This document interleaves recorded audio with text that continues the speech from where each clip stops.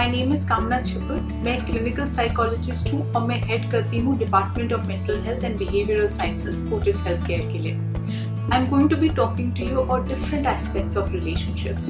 This is as a part of a series that I am doing with Only My Health. आज के दिन में हम बात करेंगे कॉन्फ्लिक्ट रेजोल्यूशन के बारे में रिलेशनशिप्स के कॉन्टेक्स्ट में।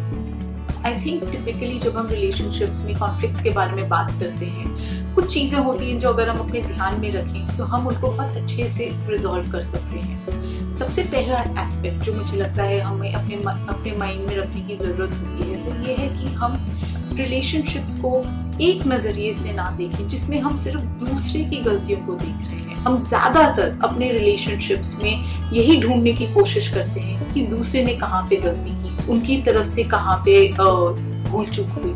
हम ये नहीं सोचते हैं कि what am I bringing to this relationship? Where is it that I could bring about a change that could lead to a transformation within the context of this relationship? बहुत ज़रूरी है कि आप एक इंटरनल लोकस ऑफ कंट्रोल को develop करें जिसमें आप रिफ्लेक्टिव बने और अपने अंदर झांक के देखें कि आप क्या चीज़ें कर सकते हैं जिससे रिलेशनशिप में परिवर्तन आ सके और कॉन्फ्लिक्ट्स जो है धीरे धीरे घट सके। दूसरा एस्पेक्ट जो हमें ध्यान में रखना चाहिए वो ये है कि हम अपने रिलेशनशिप में कम्युनिकेशन पे फोकस करें। हम वेट ना करें कि कब जाके हमारी प्रॉब्लम्स उस लेवल पे पहुंच जाए जहाँ पे हमसे बर्दाश्त ही नहीं हो रहा है। जब हम इतने अंत तक वेट करते हैं तो हम कहीं ना कहीं पे कॉन्फ्लिक्ट्स को क्रिएट करने के स्टेज पे ले आते हैं। सो बहुत ज़रूरी है कि जब आपको प्रॉब्लम्स दिखनी शुरू हो आप तभी उन कॉन्फ्लिक्ट्स के बारे में बात कर लें ताकि वो इतना ज़्यादा बड़े बने ही नहीं जिससे कि आपके रिलेशनशिप में कुछ गहरी दरारें आ जाएं। The third aspect which I think is very important is that you should look at conflicts as opportunities. बहुत ज़रूरी है कि आप समझें कि जब दो इंसान इकट्ठे आते हैं किसी भी रिलेशनशिप के कॉन्टेक्स्ट में, जब उनके बीच में डिसएग्रीमेंट्स होती हैं, डिफरेंसेस होते हैं, तो वो अपॉर्चुनिटीज फॉर ग्रोथ भी होती हैं, both as individuals and as well as a couple. This is a process through which you can undergo a lot of evolution, a lot of expanding of horizons. तो अगर आप अपने conflicts को as opportunities देखेंगे, as learning means देखेंगे, तो आप कहीं ना कहीं पे अपने आप को एक दूसरे के साथ अलाइन कर पाएंगे on your value system, on your goals, on the outcomes that you want for the relationship's future. I think the fourth aspect is learning to listen to each other.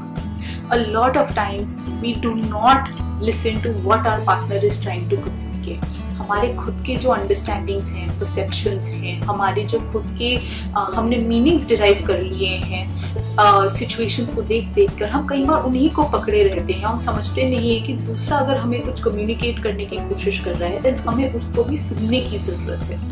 अगर हम एक लिसनिंग स्टांस अडॉप्ट करेंगे, openness को adopt करेंगे, फिर लड़ाई अगर चल भी रही है तो उसमें भी हम कुछ ना कुछ ऐसा वापस लेके जा सकते हैं जिससे कि हम अपने रिलेशनशिप का रुख बदल दें। वो बहुत ज़रूरी है। आखिर में एक्सेप्टेंस लाना बहुत ज़रूरी है।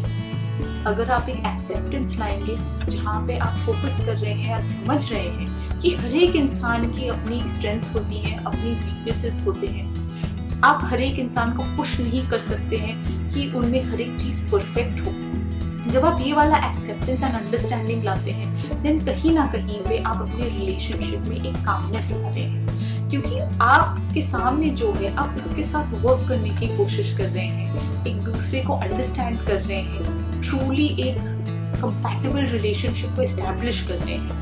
अगर आप इन 4-5 चीज़ों को अपने दिमाग में रखेंगे, आई एम क्वाइट सर्टेन आप बहुत इफेक्टिवली अपने कॉन्फ्लिक्ट्स को रिजॉल्व कर पाएंगे।